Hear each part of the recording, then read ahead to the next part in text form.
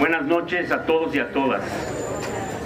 El día de hoy, para explicar lo que yo entiendo por otra política, voy a hablar de lo que creo conocer mejor, lo cual desde luego no es ninguna garantía, el zapatismo. Y no es ninguna garantía porque no hay nada mejor para conocer el zapatismo que leer a los zapatistas y huir un poco de los que interpretamos al zapatismo. Quiero basarme en ese ejemplo porque me parece que ha existido una coherencia enorme en los planteamientos zapatistas que nos permiten entender qué es eso de la otra política. En el origen de la concepción zapatista se encuentra una derrota, la más dura, pero al mismo tiempo la más rica. Dicen los compañeros, bueno, empezaré a explicar. No nos lo propusimos. En realidad, lo único que nos habíamos propuesto es cambiar al mundo. Lo demás lo hemos ido improvisando. Nuestra cuadrada concepción del mundo y de la revolución quedó bastante abollada en la confrontación con la realidad indígena chapaneca. De los golpes salió algo nuevo, que no quiere decir bueno, lo que hoy se conoce como el neozapatismo. Carta de su comandante Marcos a Adolfo Gili. En ese mismo texto, donde se explica la derrota sufrida por un pequeño grupo de revolucionarios marxistas, el subcomandante Marcos le pregunta a Adolfo Gili y a los intelectuales marxistas lo siguiente: ¿será necesario ir al cesto de la basura, desarrugar ese papel viejo y ajado que se llamó la ciencia de la historia, el materialismo histórico? ¿Por qué lo votaron? ¿Por la cruda moral después del derrumbe del campo socialista? ¿Un repliegue táctico ante el avasallador empuje de los Marine Boys y el neoliberalismo? ¿El fin de la historia? ¿Pasó de moda junto a las ganas de luchar? ¿Por qué una revolución hoy, y está hablando de la propia, es arrinconada rápidamente al lugar de las utopías? ¿Qué les pasó, Willy? Que así le decían de cariño a Adolfo. Se cansaron, se aburrieron, se vendieron, se rindieron, no valió la pena, no vale la pena. O es que esa teoría los llevaba al callejón sin salida, a los teóricos, de tener que ser consecuentes en la práctica. ¿Qué les pasó, Willy? Veo que ahora el cinismo es la bandera de la izquierda. El realismo, me corregirá un columnista. Realpolitik, añadirá otro. Tal vez resulta que las teorías más elaboradas no pasaban de ser un rebuscamiento de los viejos manuales. Hasta aquí la cita. Una vez más, las paradojas zapatistas.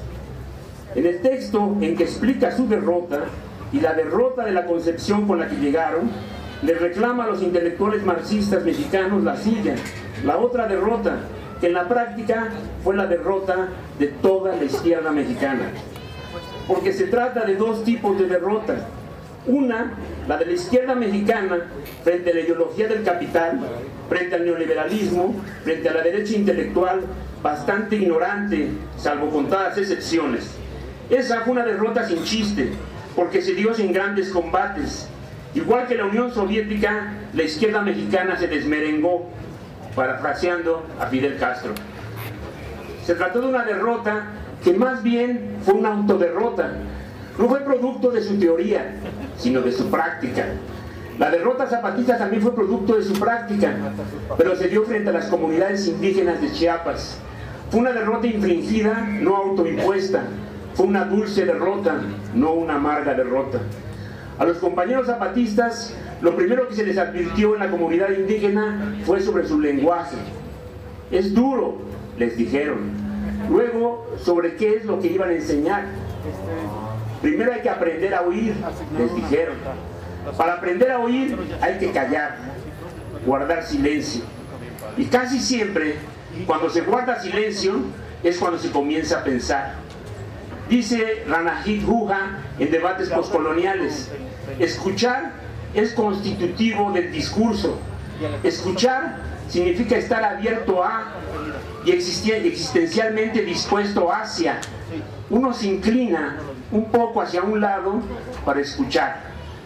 Ustedes vean cómo platican las comunidades indígenas y siempre están inclinados para un lado para escuchar. Y se los juro, Nada es más difícil para alguien que viene de cualquier corriente del pensamiento marxista que aprender a callarse o a decir no sé. Dicen los compañeros, primero se hablaba con uno y ese uno hablaba con su familia. De la familia se pasaba al poblado, del poblado a la región.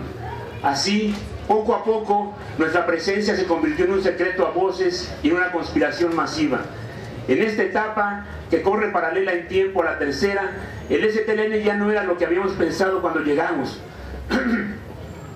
Para entonces ya habíamos sido derrotados por las comunidades indígenas y producto de esa derrota, el STLN empezó a crecer geométricamente y a hacerse muy otro.